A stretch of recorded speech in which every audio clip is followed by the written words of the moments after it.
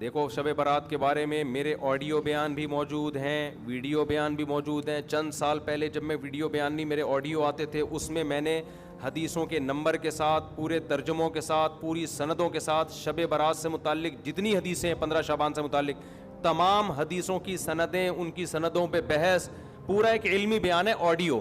وہ آج بھی یوٹیوب پہ موجود ہے. آپ لکھیں شب برات مفتی طارق مسعود آڈیو بیان یا اولڈ بیان, تو آڈیو بیان آئے گا. پوری سندوں کی, راویوں کی ایک ایک نوک پلک کو اس میں درست کر کے پورا ایک علمی بیان ہے.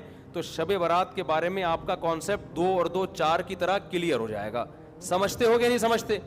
تو اصل تفصیلی بیان تو میرا وہ ہے, کئی سال پہلے ہوا تھا, میرا خیال ہے 2013 یا 12 میں ہوا تھا وہ بیان, آڈیو بیان ہے وہ. تو وہ آپ سن لیں پورے ایک ایک سند حوالوں کے ساتھ, کہ اس میں آپ کو پتہ چلے گا یہ 15 شعبان کی اسلام میں حیثیت کیا ہے. اس کا 2 منٹ میں خلاصہ پیش کر دیتا ہوں. پہلی بات, قبرستان جانا کسی صحیح حدیث سے ثابت نہیں ہے. ایک روایت ہے سند کے لحاظ سے انتہائی کمزور, اور اگر مان لیا جائے تو زندگی میں ایک دفعہ, ہمارے ہاں ہر سال جایا جاتا ہے, اور وہ بھی نبی چپکے سے گئے, ہمارے ہاں جتھوں کی شکل میں جایا جاتا ہے. تو یہ ساری بدعات ہیں. سمجھ میں آ رہی ہے بات؟ ایک تو وہ حدیث انتہائی کمزور ہے سند کے لحاظ سے, اس سے شرعی مسئلہ ثابت نہیں ہوتا. لہذا ہماری رائے یہی ہے کہ 15 شعبان کو قبرستان ثواب سمجھ کے جانا بدعت عمل ہے, اور ثواب سمجھے بغیر جانا بدعت کی تائید ہے. تو نہ جائیں قبرستان. سمجھتے ہو؟ نہیں آ رہی بھائی, ان کو رہنے دو. تو 15 شعبان کو آپ کو قبرستان جانے کی ضرورت نہیں ہے. کوئی بولے یہ مفتی صاحب نیا دین لیا ہے, نیا دین نہیں بھائی. جتنے بھی 1400 سال سے جو بدعت سے پاک دین ہے وہ یہی ہے. کیوں؟ کوئی صحیح حدیث موجود ہی نہیں ہے, انتہائی کمزور حدیث ہے, اور زندگی میں ایک بار والی ہے. صحابہ سے وہ بھی ثابت نہیں ہے, اور وہ بھی چپکے سے گئے.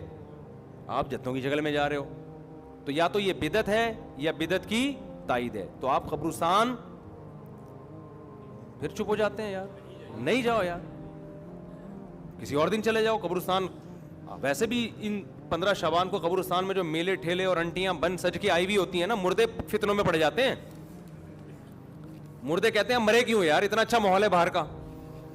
تو آج کل تو انٹیاں ایسے میک اپ کر کے اور دوپٹے, اور پھر بندے بھی تیار ہو کے, ایک انٹرٹینمنٹ ہے وہ قبرستان. وہ قبرستان تھوڑی رہا ہے جو پہلے ہوا کرتے تھے. تو آج کل تو ویسے بھی جانا جائز نہیں ہے. دوسرا کام, اس رات کو لوگ کہتے ہیں نہاؤ دھو اور تہوار ہے. تو تہوار اسلام میں دن میں ہوتے ہیں, راتوں میں. عیسائیوں کے, ہندوؤں کے تہوار ہو سکتے ہیں, مسلمانوں کے تہوار دن کی روشنی میں ہوتے ہیں.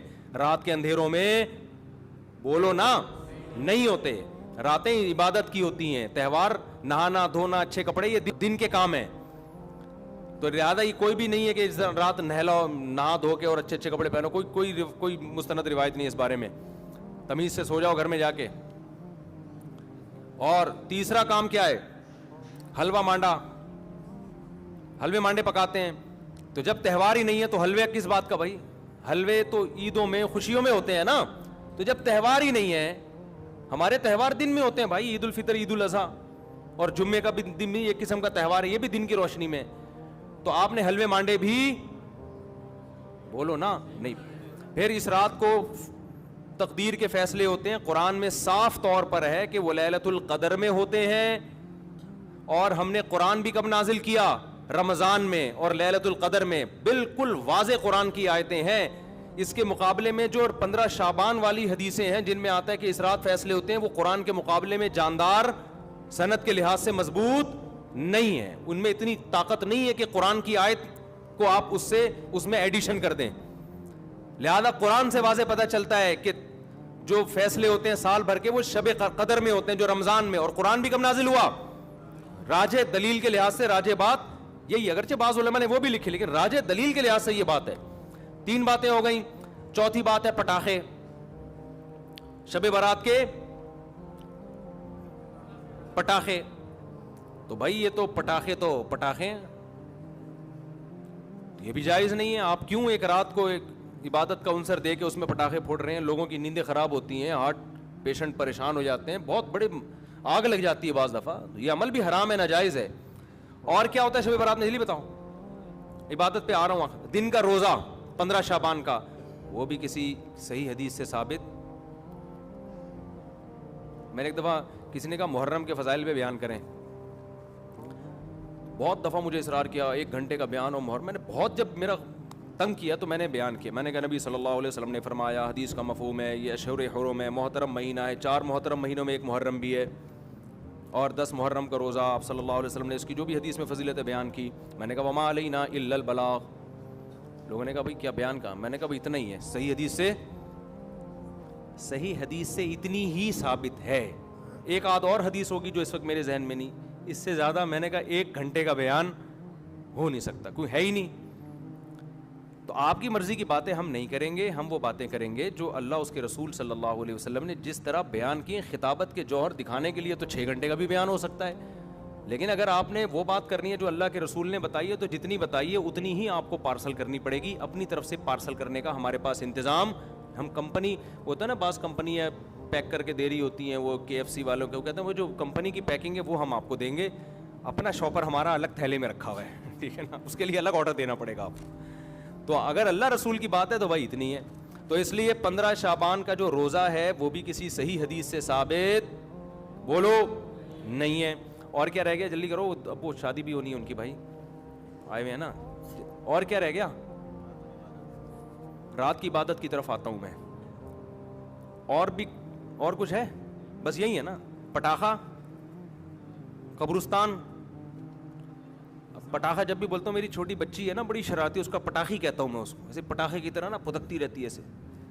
تو بچے بڑے اٹریکٹیو ہوتے ہیں یار, گھر میں بچے ہوا رکھا کرو, بچے گھر میں رونق ہوتی ہے. تو ایسے وہ اس کے ہوتے ہوئے شب برات کے پٹاخوں کی ضرورت ہی نہیں ہے ہمیں. تو ایسے بچے ہوتے ہیں نا, ایسے کھیل رہے ہوتے ہیں کلابازیاں, چھوٹے 2-2.5 سال کے بچے. ہم تو بچوں کو دیکھ کے دل چاہتا ہی نہیں کہ یہ بڑے ہوں, چھوٹے زیادہ اچھے ہوتے ہیں. تو پٹاخہ یہ ناجائز ہے. حلوے مانڈے, میٹھا ویسے ہی اسلام میں کم ہے یار, تم میٹھے پھوڑ کے اپنے آپ کو. اور تیسرا کیا ہے, میٹھا کم کیسے, لوگ حدیث پہ کے لحاظ سے اشکال کریں گے, پھر کسی وقت اس کا جواب دوں گا. تیسرا ہے نہانا دھونا, صاف کپڑے پہننا. اچھے کپڑے تو ویسے ہی صاف پہننے چاہیے ہر وقت, لیکن اسپیشلی اس رات میں کوئی فضیلت نہیں ہے. چوتھا 15 شعبان کا روزہ, اور اس رات کو تقدیر کے فیصلے وغیرہ یہ سب چیزیں ثابت نہیں ہیں. ہاں اب جو ہے عبادت ہے یا نہیں ہے, تو جمہور کے نزدیک اس میں عبادت کی فضیلت ہے, لیکن بعض محققین اس فضیلت کے بھی قائل نہیں. تو اختلافی مسئلہ ہے, اجماعی مسئلہ نہیں ہے اس رات کی عبادت کی فضیلت. لیکن بہرحال جمہور چونکہ قائل ہیں. اس کے دلائل کیا میں پہلے بتا چکا ہوں کہ میں پورا آڈیو کلپ ایک ریکارڈ کروا چکا ہوں حدیثوں کے ریفرنسز کے ساتھ, راویوں کی سندوں اور بحثوں کے ساتھ. تو بہت ساری حدیثیں, اگرچہ کوئی بھی حدیث صحیح نہیں ہے اس کے فضیلت کے بارے میں, لیکن تعدد طرق کی وجہ سے بہت سے علماء کے نزدیک درجہ حسن کو پہنچی ہوئی ہیں. تو لہذا کرنے کا کام یہ ہے کہ اگر کوئی کرنا چاہے تو بھائی عبادت کرے. تو اللہ سے امید ہے کہ اس کو اس رات میں عبادت کا ثواب دوسری راتوں کی نسبت زیادہ ملے گا. بعض حضرات اس کے قائل نہیں ہیں. ہاں اب عبادت کا کوئی خاص طریقہ منقول نہیں ہے کہ یہ پہلی رکعت میں یہ اتنی دفعہ پڑھو, دوسری رکعت میں اتنی دفعہ پڑھو. اور نفلی عبادت شریعت ترغیب دیتی ہے گھر میں کرنے کی. افضل کیا ہے کہ گھر میں عبادت کی جائے. اب اگر آپ سمجھتے ہیں گھر میں دل نہیں لگے گا تو پھر مسجد میں آ جائیں, لیکن اجتماعی سطح پہ مسجد میں جماعتوں کی نمازیں قائم کرنا, اجتماعی قرآن خوانیاں کرنا, یہ تمام اعمال بدعت ہیں. تو اگر آپ نے عبادت کرنی ہے تو چلو کسی بہانے عبادت کر لو, تو اس میں یہ ہے کہ انفرادی کرنی ہے, بہتر ہے گھر میں کی جائے, نہیں تو مسجد میں کر لیں آ کے. اور کوئی خاص طریقے کی عبادت نہیں کرنی. تلاوت ہے, دعائیں ہیں, ذکر ہے, نماز ہے, بس جیسے عام طریقے سے پڑھتے ہیں اسی طریقے سے کریں. سمجھ رہے ہو کہ نہیں سمجھ رہے؟ تو یہ ہے خلاصہ, کہ خلاصے کے خلاصے کے خلاصے کے خلاصے کا خلاصہ.